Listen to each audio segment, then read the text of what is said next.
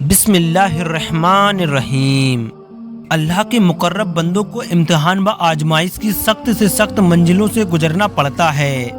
پہلی منزل وہ تھی جب ان کو آگ میں ڈالا گیا تو اس وقت انہوں نے جس صبر اور اللہ کے فیصلے پر راضی ہونے کا ثبوت دیا وہ انہی کا حصہ تھا۔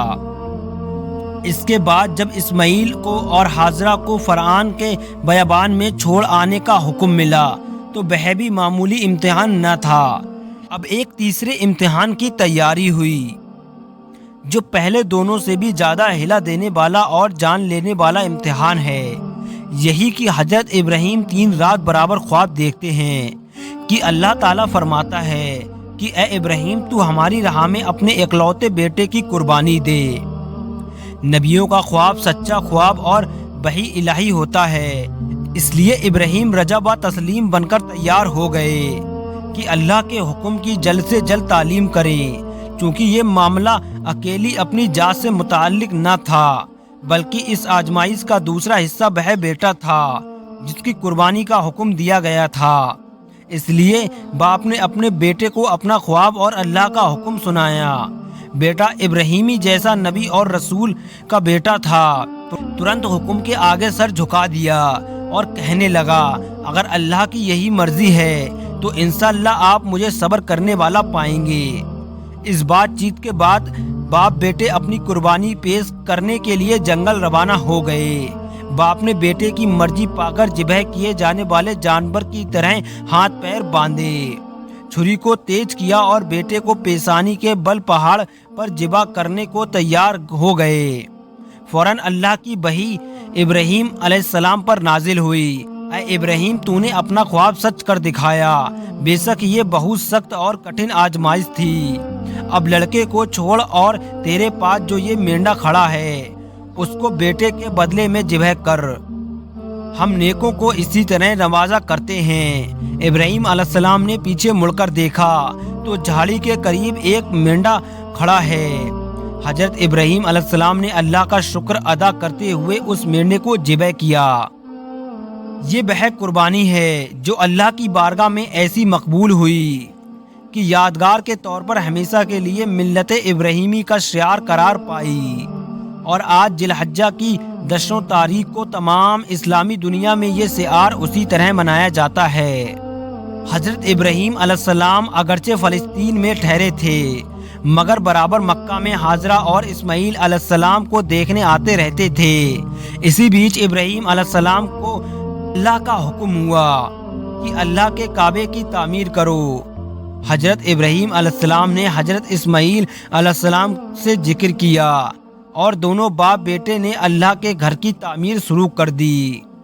ایک روایت کے مطابق بیت اللہ کی سب سے پہلی بنیاد حضرت آدم علیہ السلام کے ہاتھوں رکھی گئی اور اللہ کے فرشتوں نے ان کا وہ جگہ بتا دی جہاں کعبے کی تعمیر ہونی تھی، مگر ہزاروں سال کے حادثوں نے عرصہ ہوا اس کو بے نشان کر دیا تھا۔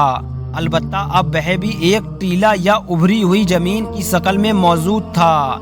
یہی وہ جگہ ہے جس کو اللہ کی وصی نے ابراہیم علیہ السلام کو بتایا اور انہوں نے اسماعیل علیہ السلام کی مدد سے اس کو کھودنا شروع کیا تو پچھلی تعمیر کی بنیادیں نظر آنے لگیں۔ انہی بنیادوں پر بیت اللہ کی تعمیر کی گئی۔ البتہ قرآن پاک میں پچھلی حالات کا کوئی تذکرہ نہیں ہے۔ دوسری طرف یہ حقیقت ہے کہ اس تعمیر سے پہلے تمام کائنات اور دنیا کے کونے کونے میں بتوں اور ستاروں کی پوجا کے لیے ہیکل اور مندر موجود تھے، پر ان سب کے الٹ صرف ایک خدا کی پرستش اور اس کی یکتائی کے اقرار میں سر نیاز جھکانے کے لیے دنیا کے بت قدوں میں پہلا گھر جو خدا کا گھر کہلایا وہ یہی بیت اللہ ہے۔ بے شک سب سے پہلا یہ گھر جو اللہ کے لوگوں کے لیے اللہ کی یاد کے لیے بنایا گیا، البتہ وہ ہے جو مکہ میں ہے، وہ سر سے پیر تک برکت اور دنیا والوں کے لیے ہدایتوں کا سر چشم ہے۔ اسی تعمیر کو یہ شرف حاصل ہے کہ ابراہیم جیسا ذلیل کر پیغمبر اس کا معمار ہے اور اسماعیل جیسا نبی و ذبیح اس کا مزدور، باپ بیٹے برابر اس کی تعمیر میں لگے ہوئے ہیں، اور جب اس کی دیواریں اوپر اٹھتی اور بزرگ باپ کا ہاتھ اوپر تعمیر کرنے سے معذور ہو جاتا ہے तो कुदरत की हिदायत के मुताबिक एक पत्थर को बाड़ बनाया जाता है, जिसको इस्माइल अलैहिस्सलाम अपने हाथ से सहारा देते और इब्राहीम अलैहिस्सलाम उस पर तामीर करते जाते हैं। यही वह यादगार है जो मकाम इब्राहीम से जाना जाता है। जब तामीर इस हद पर पहुंची जहां आज हजरे अस्वद नस्ब है, तो जिब्राइल अमीन ने उनको रहनुमाई की और हजरे अस्वद को उनके सामने एक पहाड़ी से महबूस निकाल कर दिया, जिसको जन्नत का लाया हुआ पत्थर कहा जाता है, ताकि वह नस्ब कर दिया जाए। अल्लाह का घर तामीर हो गया तो अल्लाह ने इब्राहीम अलैहिस्सलाम को बताया कि ये मिल्लत इब्राहीमी के लिए किबला और हमारे सामने झुकने का निशान है, इसलिए ये तौहीद का मरकज करार दिया जाता है।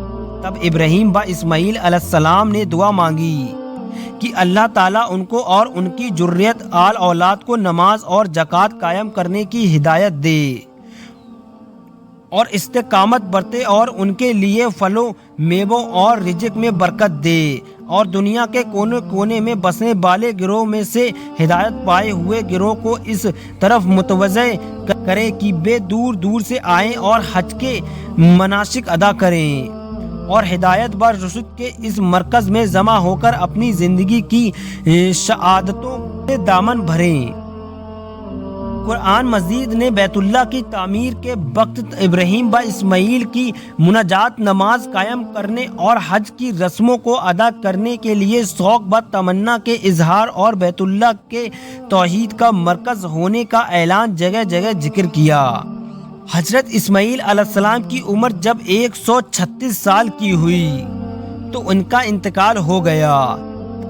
तारीखी रिवायत के मुताबिक हजरत इस्माइल अलैहिस्सलाम की वफात फ़लस्तीन में हुई और फ़लस्तीन में ही उनकी कब्र बनी।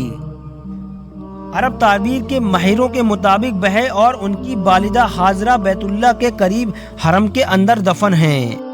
मेरे प्यारे इस्लामी भाइयों, अगर आपको इस वीडियो से कुछ सीखने को मिला हो तो इस वीडियो को लाइक कर चैनल को सब्सक्राइब जरूर करें।